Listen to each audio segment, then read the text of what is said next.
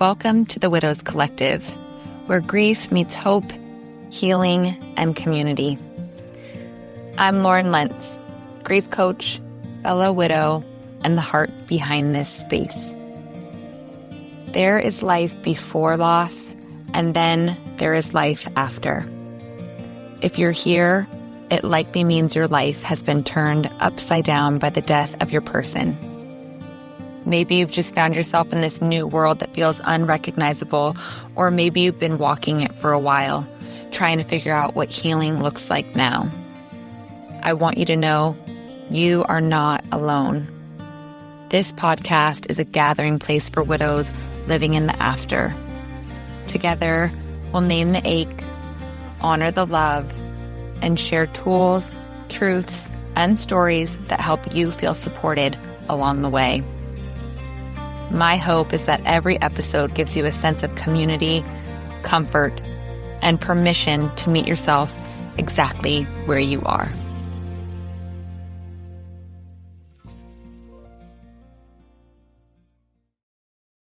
Hello, and welcome back to episode 11, Anticipating the New Year, a year without them in it. Before we begin, I want to invite you to settle in wherever you are. By choosing to listen today, you're already taking a small moment for yourself. And I believe that needs to be honored because this time of the year between Christmas and New Year's can hold far more than people expect.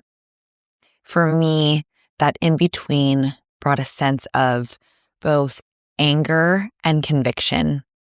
I was convinced that the new year would somehow demand I start fresh, ridding myself of a year that had been so cruel and painful.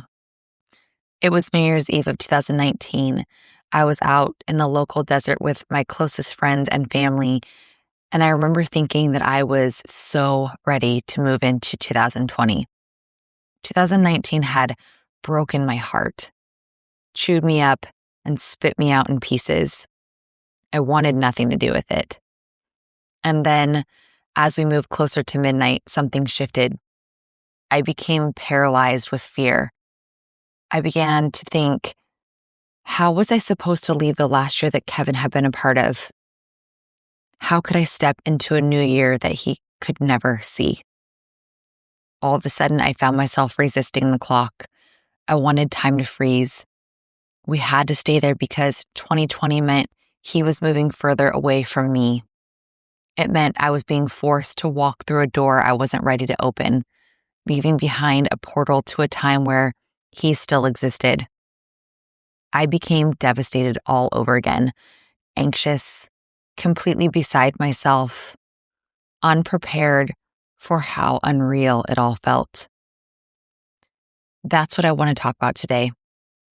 That moment that lives in the liminal space of the season, the days between what has already happened and what hasn't yet begun. It's a strange tender in between. The gifts are gone, but the decorations are still up. There's a simplicity to it, a silence, but also a whispering that drifts into the room carrying memories, longing, and love. The year isn't over yet, and somehow it can feel like you're swimming through a kind of murky heaviness. It's the moment when you pause and you realize the calendar is about to turn and a question rises up that can feel almost impossible to answer. How do I step into a year that you won't be in? That question carries a lot of weight. Dread, fear, disbelief, a deep ache. It can feel like time is moving forward without your permission, while part of you is still standing back there, holding on to the life you had, the person you love, the world that made sense before loss. New Year's can feel especially alienating when you're grieving. The countdowns, the resolutions, the conversations about fresh starts and new beginnings. It can feel completely disconnected from your inner reality because this transition for you isn't about parties or resolutions. It's about stepping into a time that no longer includes someone essential and realizing that there's no way to stop it. Time keeps moving forward relentlessly, and it can feel as though the world is asking you to keep up. Even when your heart is still trying to catch a breath, your brain is still trying to wrap itself around this new truth. It's an ambiguous, in-between moment where your loss feels undeniable to you, yet quietly unseen by others. A new calendar can feel like a betrayal. And although grief doesn't run on a calendar, the rest of the world does. And when time moves forward, it can feel like you're leaving them behind, being forced to continue before you're ready, letting go of the last year you shared with them, even when it's still alive inside of you. There's also this pressure that comes with the new year to set goals, to be hopeful, to turn a corner or make a fresh start. Even casual comments can tend to hurt. Someone saying, "I'm so looking forward to the new year with new beginnings," without realizing how that can land when you're grieving, can feel like salt on the wound. It can feel like an expectation to move on or forward too quickly, or to feel excited about something that feels deeply wrong. I want to name this clearly. What looks like resistance to the new year may actually be your heart protecting something sacred. Your heart isn't resisting those baby steps forward, it's resisting the idea of leaving someone behind. That reluctance isn't a flaw, it's a reflection of what matters, of who you loved and continue to love, of the life you didn't choose to lose. If you feel unready, if you feel despair instead of hope, if you wish time would pause just a little longer, know that it's completely normal and natural to feel that way.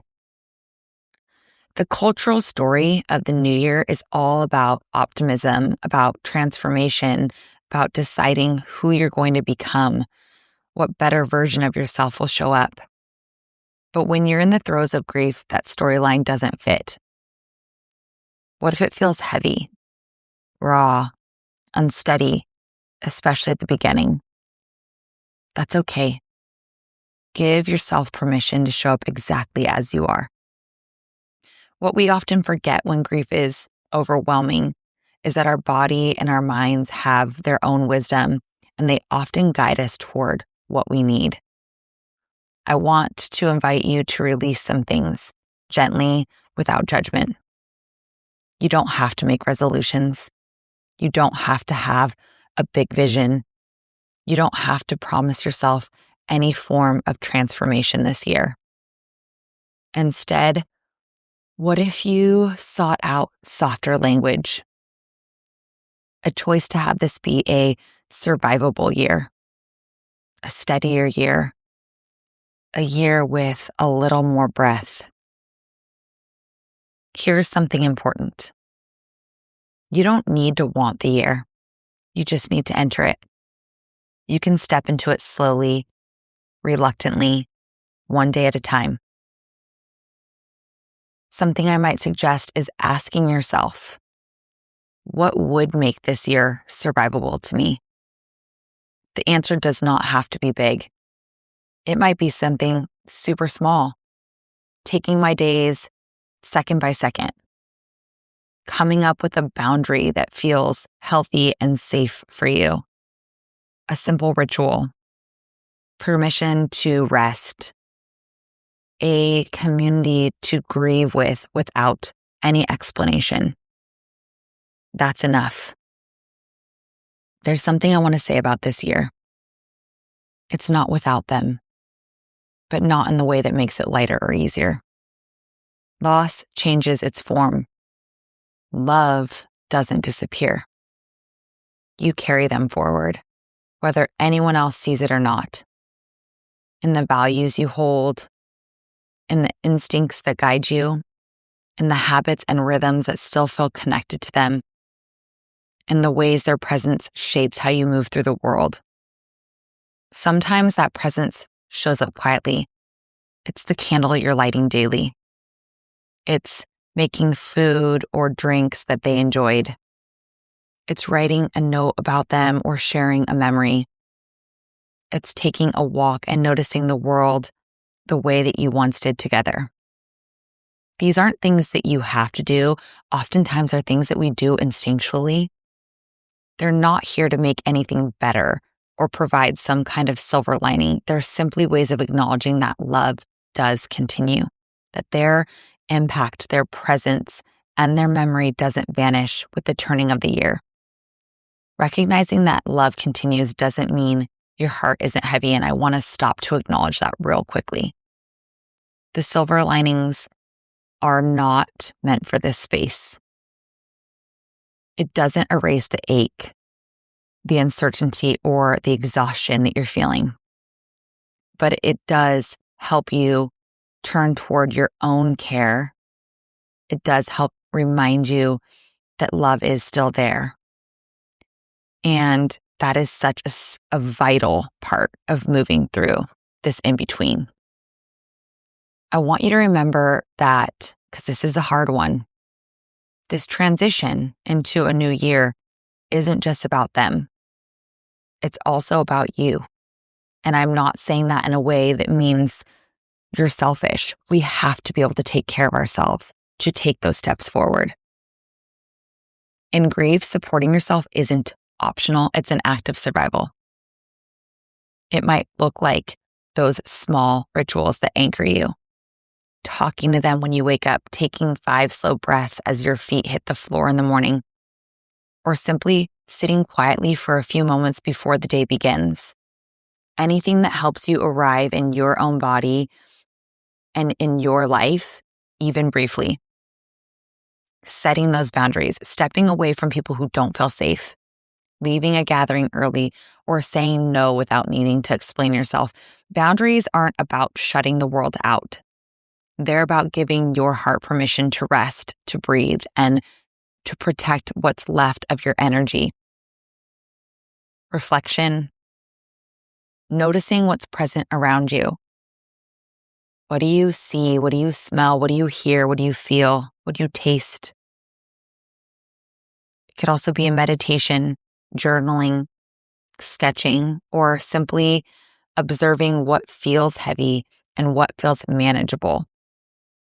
Sometimes reflection is active, like writing or speaking or creating, and sometimes it's just in the noticing without judgment, how your body and your mind are carrying this day.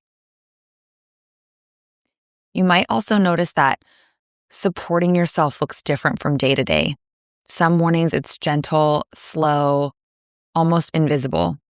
And some days it could be louder, saying no more firmly, stepping away from something, or reaching out for help. There's no correct answer. It's only what serves you in this moment. The goal is to honor your limits while still allowing yourself to exist fully in the in-between, to show up for yourself in small ways that matter, even when life feels impossible, and to give yourself permission to take time and space that you need without apology. As you honor your own limits and give yourself space, you might notice something surprising. Grief rarely feels linear. Emotions can shift in an instant, often in ways that feel pretty contradictory, because grief is full of contradictions. You might feel moments of joy and moments of deep sadness in the same hour. You might want the year to begin and then wish it would stop all at the same time. You might laugh and then feel tears rise unexpectedly. It's not confusion, although it feels very confusing. It's grief. You don't have to choose one feeling. You're allowed to hold all of it. Naming the contradictions gives your system permission to soften. It says, I don't need to make sense of all of this. I just need to be honest about what's here and let it move through me. As you step into the new year, I want to offer you a different kind of question, not a goal, not a resolution, just this. What would help you feel a little more supported as the year begins? Someone said to me a while ago, what can make you feel 1% better? And sometimes that speaks to me. Other times, it might be more progress, but especially early on in grief, giving yourself an opportunity to feel 1% lighter can be a game changer. Maybe it's asking for help. Maybe it's intentionally carving out quiet time. Maybe it's doing less, or oppositionally, it's getting the courage to do just a little bit more. You don't have to know who you're becoming. You don't have to be ready. You just have to be able to enter the year one step at a time, carrying the love that still exists and honoring the grief that remains. Crossing into the new year is allowed to be complicated, confusing, heavy, tender. Take the space you need. Move at your own pace. Be gentle with yourself and know that simply showing up is more than enough, and honor the courage that it takes to move into a new year without your person being physically present. You're doing something that is so hard and that needs to be honored here. Okay, my friends, that is it for today. Thank you so much for listening and taking the time for yourself. Stay tuned for next week's episode, New Year's resolutions when you're just trying to survive. We'll explore what it really means to approach a new year while grieving and how to set intentions that honor where you actually are, not where you think you should be. Until then, big hugs and lots of love. You've been listening to the Widows Collective. I'm Lauren Lentz, and it means so much to me that you spent this time here today. If you found comfort or connection in today's episode, I invite you to please subscribe, leave a rating, or share it with someone who might need a little support. You can also follow me on Instagram at I'm Sorry We're Friends and join my email list at laurenlentz.com to explore my one-to-one grief coaching, group program, retreats, and other tools designed to help widows navigate loss with understanding and guidance. I hope you'll join me next week for another conversation where we'll continue exploring grief, healing, and ways to reimagine life after loss. I'm sorry you're here, and I'm so grateful that you are. Thank you for being a part of this community. Your presence is an act of courage and self-compassion, and I'm honored to walk this path alongside you.